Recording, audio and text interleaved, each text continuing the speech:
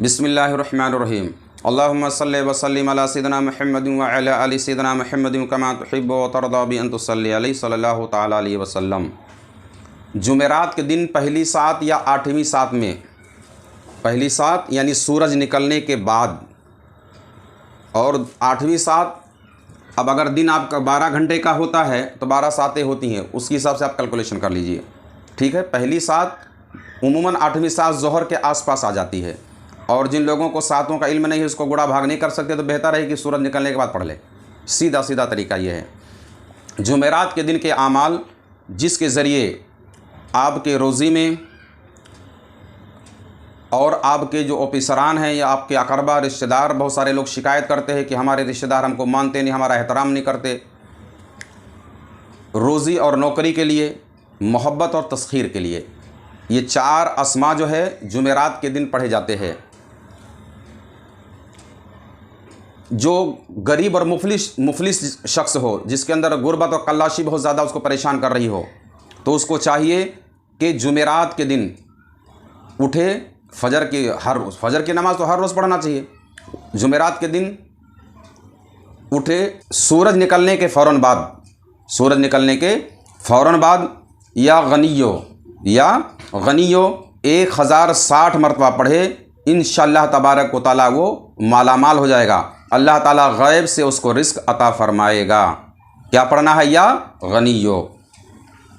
अकरबा और उमरा की मेहरबानी के लिए, अगर कोई शख्स चाहता है कि हमारे लोग हम पर मेहरबान रहें, या जो जिनके नीचे मैं काम करता हूँ वो लोग हम पर मेहरबानी से पेश आएँ, हम पे नरमी करें और हमको ज़्यादा ही ध्यान दें, तो उनको चाहिए कि 129 मरतबा या लतीफ़ हो।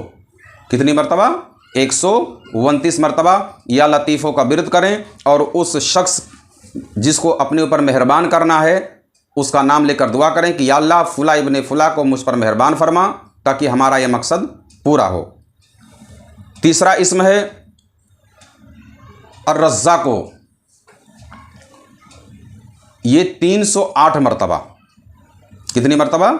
जो बेरोज़गार हों, जिनको रोज़ी का कोई ज़रिया जिनके पास ना हो रहा हो, जिनके रिस्क के कोई असबाब ना बन रहे हों, या पढ़ लिख के उनको नौकरी ना मिल रही हो, जो नौकरी काम धंधे से छूटे हुए हैं, यानी बेरोज़गार लोगों के लिए ये ख़ास तौर पे ये इसम काम करता है।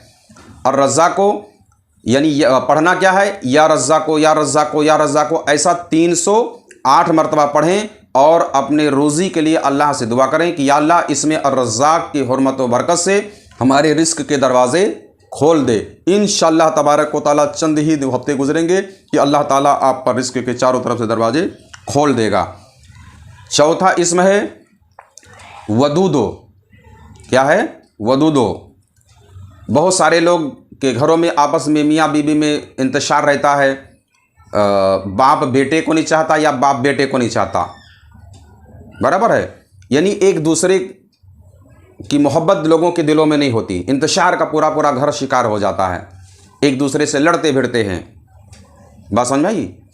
तो उसके लिए आपसी मोहब्बत और तस्खीर के लिए, जैसे कोई आपका ऑफिसर है, आपके ऊपर है, आपको बहुत परेशान करता है, तो उसको मुसख्खर करने के लिए भी, और घर में आपसी मोहब्बत को बढ़ावा देने के लिए, आपस के रिश्तों में और मिठास पैदा करने के लिए या वदूदो 129 मरतबा पढ़ें, और अल्लाह से दुआ करें कि या अल्लाह इसमें आज़म या वदूदो के तुफ़ैल, मौला इसके दिल में हमारी मोहब्बत पैदा कर दे, या हमारे घर में सब लोगों के दिलों में एक दूसरे की मोहब्बत पैदा हो जाए, या फ़ुला शख्स हमसे मुसख्खर हो जावे, जिसके ज़रिए यह हलाल तरीके के लिए है, हराम काम के लिए किसी को कोई इजाज़त नहीं। हराम के लिए कोई करेगा तो ख़ुद उल्टे नुकसान में वो पड़ जाएगा। ये सारी इजाज़तें मेरी हलाल काम के लिए है।